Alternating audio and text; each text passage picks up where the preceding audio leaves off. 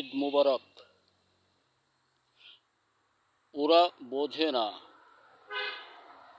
জাতি কেন সংস্কার চায়।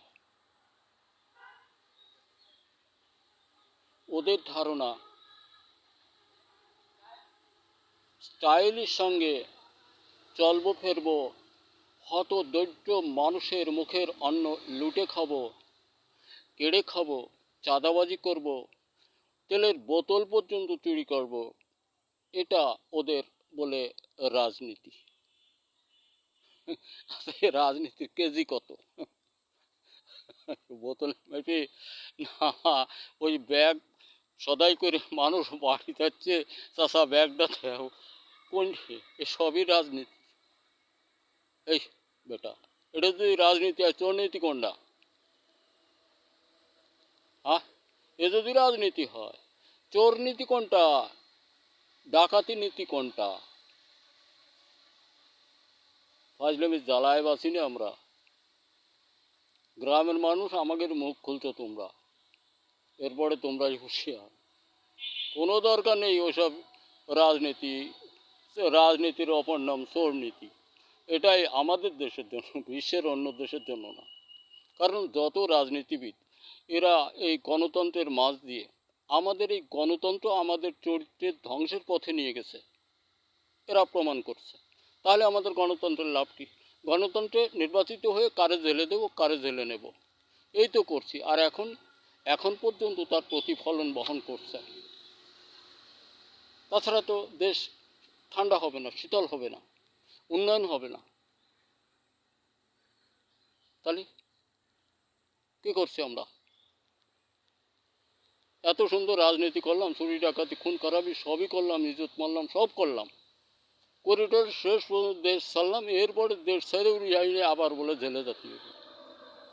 তাহলে আমাদের উপায় চাচারা, হাসলে খালি হবে না চাচারা, বলতে হবে আমাদের উপায় কি। আমরাই যে দেশ ছাড়লাম শান্তির জন্যে, দেশ মারছি শান্তির জন্যে, দেশ ছাড়লাম শান্তির জন্যে, সেনেও অশান্তির দাবানল ঢোকাচ্ছে, তাহলে যাবো কনে? রাজনীতিবিদরা আল্লাহর যত হরিজরি চুরি ডাকাতি জাগার পাও নেই, ওই নামে মনে যে বসাই ববের বসান বসাইছে। শোনো, গল্প মরে পড়ে যায়, বুঝছো? গ্রামের মানুষ তোমরা এক বোকা লোক, বোকা না মানে অতিশয় চালাক মানুষ। তো এই চালাকি করতে করতে আসলে তার অর্থনীতিতে বিরাট ঠেকে গেলে এক গ্রামের একজনের কাছে টাকা কর্জ নেছে, ধরো 1,000। এই 1,000 টাকা তার দেওয়ার মতো কোনো ব্যবস্থা নেই।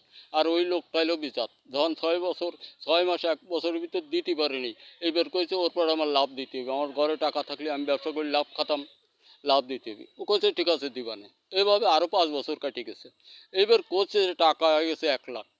এখন 1 লাখ, ওর তো 1 টাকা দেওয়ারই ক্ষমতা নেই। গ্রামে কদিন সালিশ হয়েছে, সালিশ হলি খালি কয় দিবানে, সাক্ষী টাক্ষী হয়ে গেছে, টাকা পাবি, সবার সামনে স্বীকার করছে। এখন সবাই রায় দিয়েছে, তোমরা ও গ্রামের দরকার নেই, একবার কোর্টে যাও। আর ঠিক আছে, কোর্টে গেছে। কোর্টে যাওয়ার আগে ওই গ্রামে আর একজন চালাক মাতুব্বর আছে। ওই মাতুব্বর ওর পরামর্শ দিয়েছে কি, তুই তো মরিসিস, তোর জেল হয়ে যাবেন।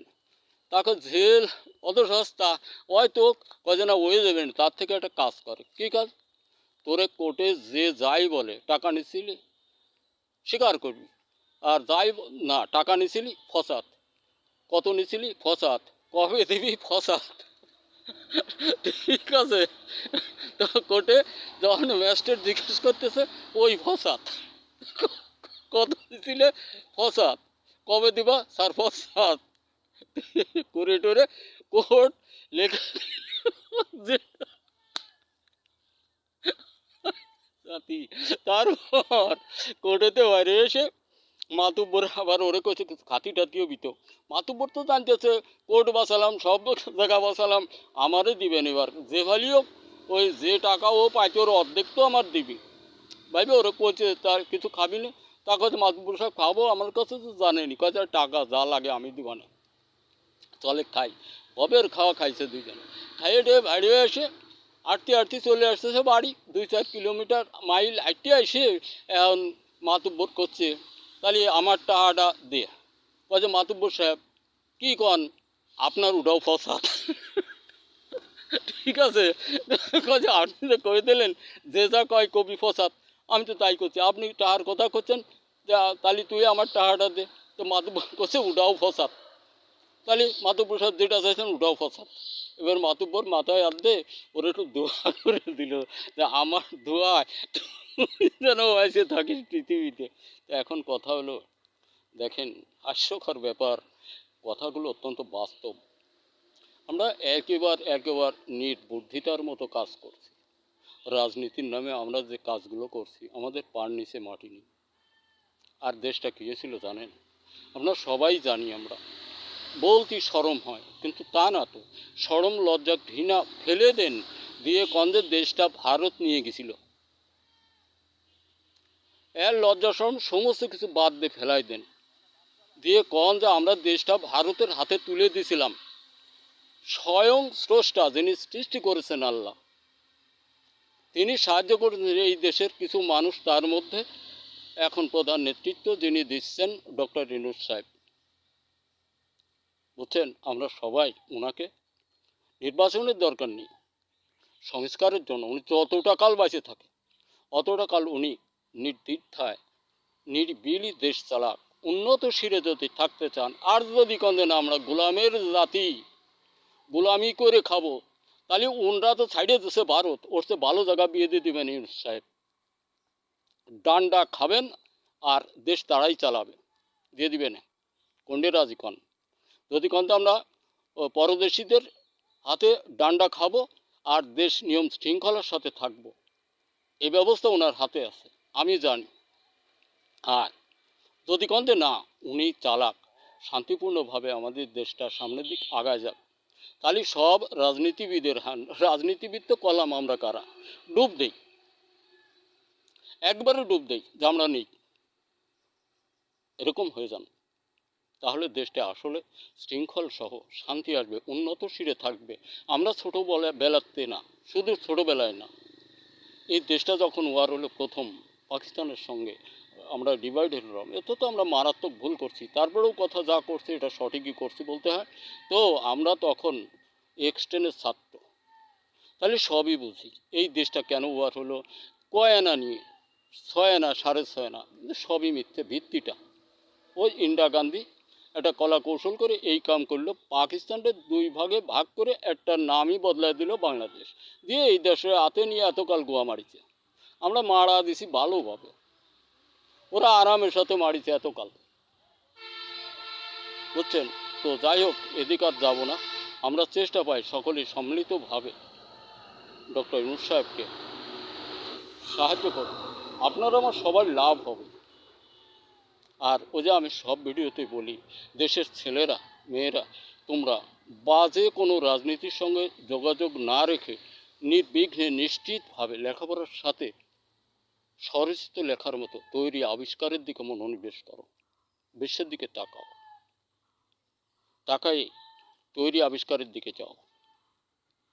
তোমাদের জন্য, তোমাদের আগামী ভবিষ্যৎ বসে আছে তোমাদের তৈরি আবিষ্কারের জন্য।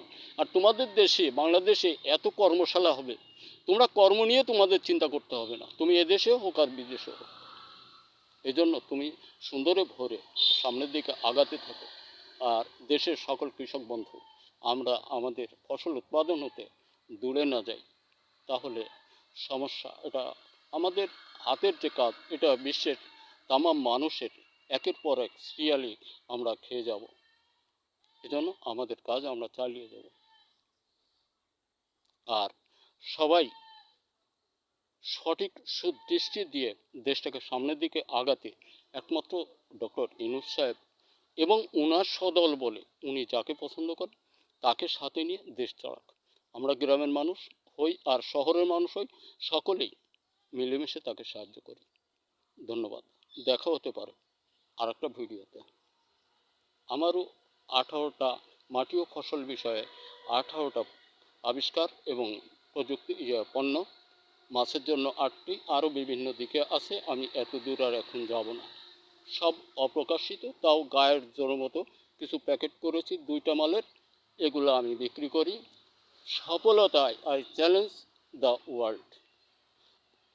আমার তৈরি পণ্য প্রতি বিঘায় ৪৬ শতকে বিঘায় ফসল মৌসুমে শুধু একবার, মাত্র ৪ কেজি।